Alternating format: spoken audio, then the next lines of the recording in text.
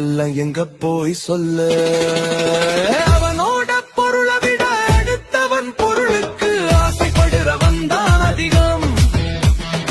இதெல்லாம் என்ன எச்ச புத்தியோ, எங்க போய்தான் முடியும்? முன்னாடி அழகா சிரிப்பான், மனசுல எதையோ நினைப்பான், மொத்தத்துல விஷமா இருப்பான்.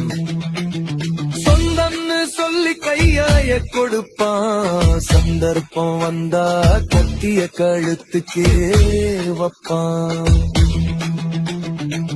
உதவி கேட்டா ஒருத்தனுக்கும் காது கேட்காது,